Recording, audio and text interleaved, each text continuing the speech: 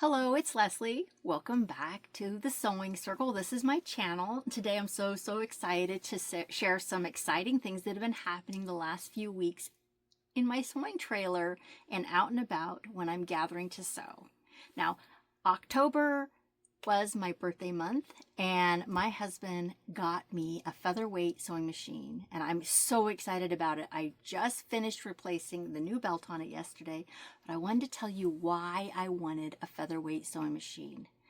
Last year I went to the Sacramento Fabric and Quilt Show and there was a man there that had these sewing machines that he had refurbished, repainted, and made beautiful and just stunning. And I'm going to share a little bit here of those sewing machines that he sells or he redoes for people. He paints them, he breaks them down, sands them. I don't even know how he does it, but they're incredible. Now, being part of the American Sewing Guild, I've got to see a few of these machines in action firsthand, and I've really been wanting one. But the refurbished ones, they cost a little bit more. So for my birthday, my husband got me a 1946 Featherweight black sewing machine that has not been refurbished yet. And I'm excited to share her with you. I am going to try her out for a while, and if I love her, then I'm going to take her and have her painted. And you can probably guess what color I'm thinking of painting. If you know me, I love pink. I love hot pink. So right now, my machine is in my new boxy tote I made. And I want to talk about this boxy tote as well. But isn't she so cute? I'm so pleased with her. But let's look at the machine first. I'm getting ahead of myself. So the machine fits inside the boxy tote. You can see her in there. She lifts right in and out very easily because she's very lightweight. Like I said, 10, 11 pounds. I think she's 10 tops. Look at this. The kick plate for the machine folds up. Under here is where your bobbin goes, and it folds back down. So it's very easy to haul it, to use it on the go, which is what I've been doing. I've been going to a lot of sewings with the American Sewing Guild groups. They have neighborhood groups, they have clubs, they have little things going on here and there. They have retreats. And look at here. I put this beautiful new belt on. The old belt was raggedy jaggedy. Also, I cleaned her all up. I used a little bit of rubbing alcohol just to dust places that don't matter.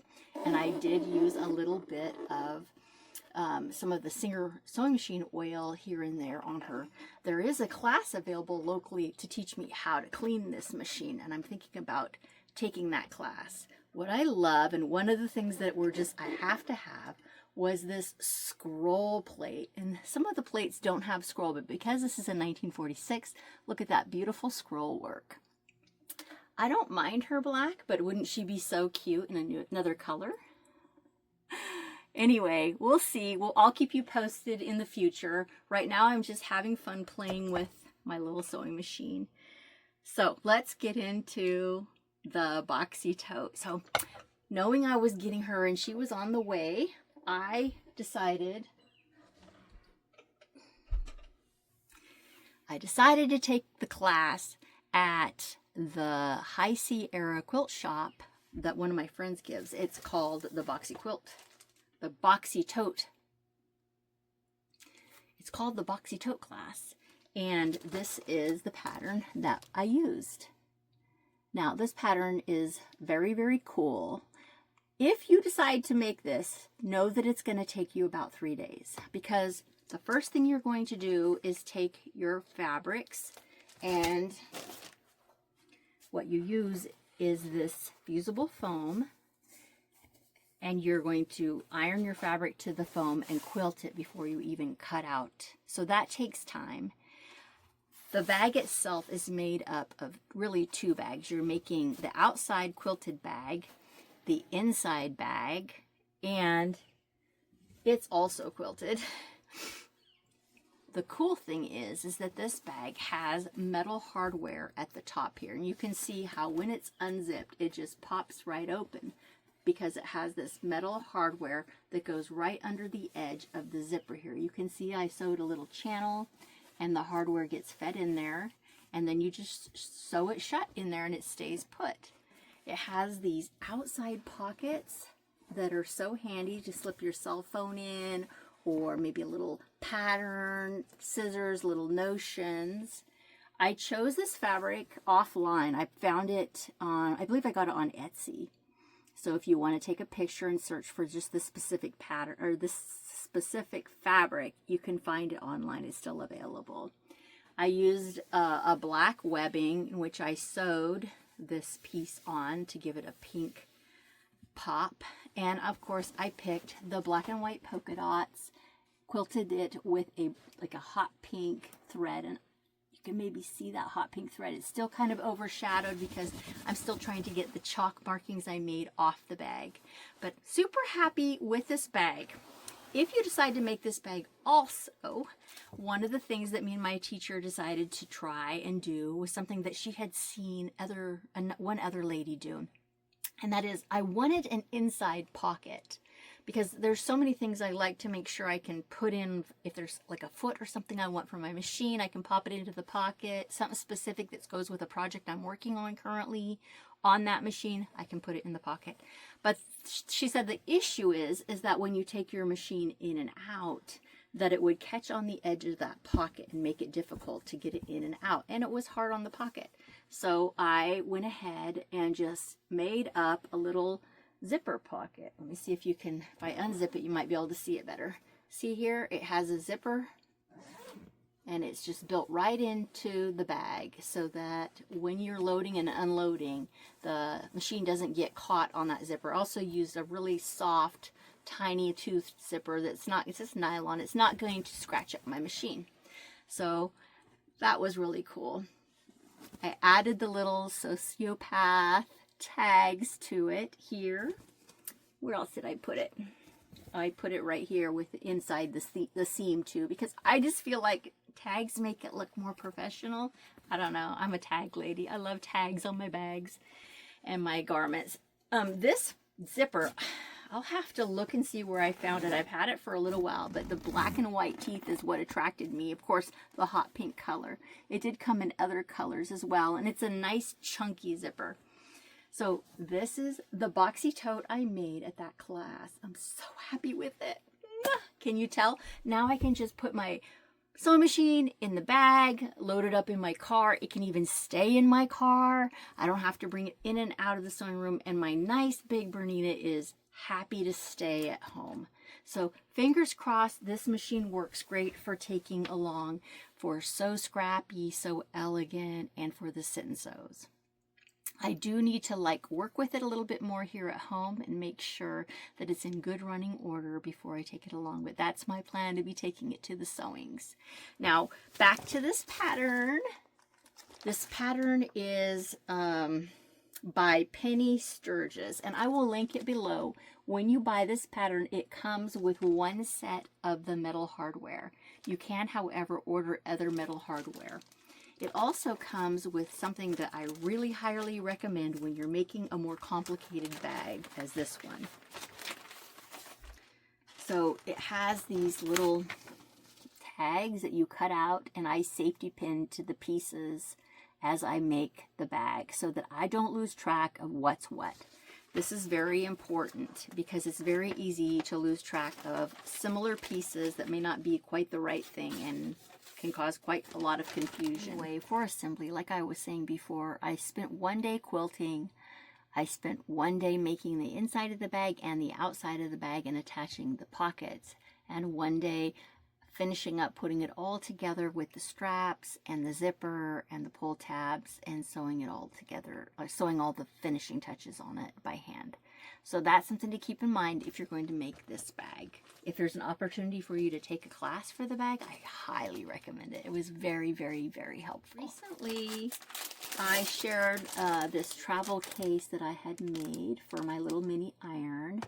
And here's a picture of other options for the travel case. I really love it. I've been using it to haul my iron.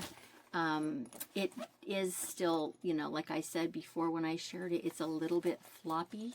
And so I want to make a few more of these and experiment with using that fusible foam again to create a little more sturdiness in the structure.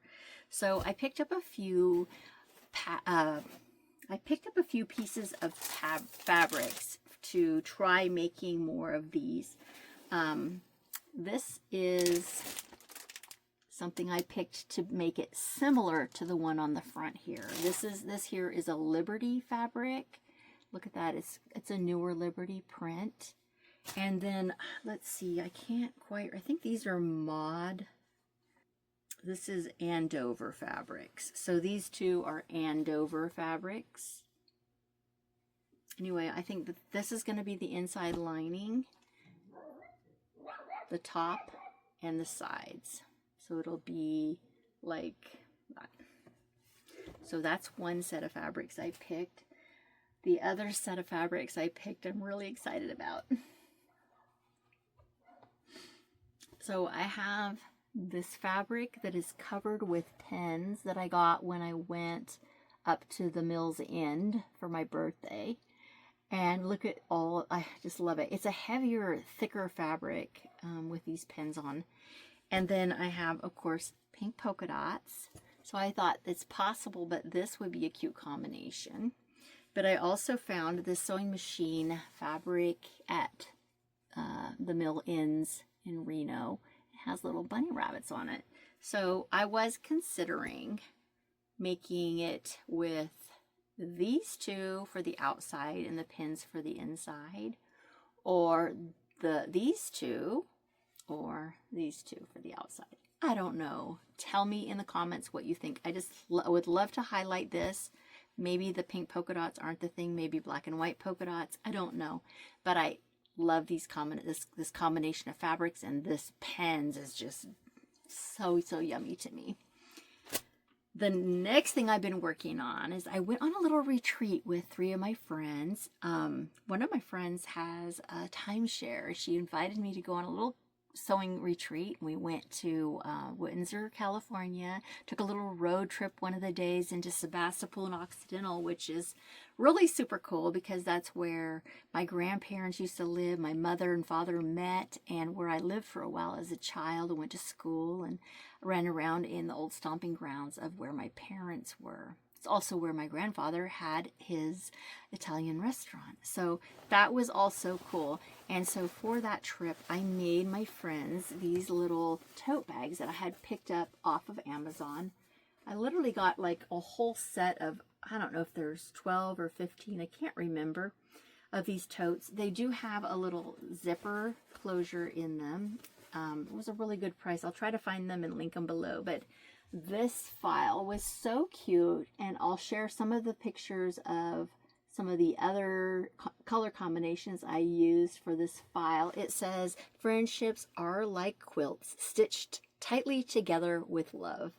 I just thought those were so cute, and this is such a great idea if you have an embroidery machine and you're looking for Christmas gifts for your friends that love to quilt, or even just for family members who love to quilt, or just find a different file and embroider a tote bag. It makes a wonderful gift bag.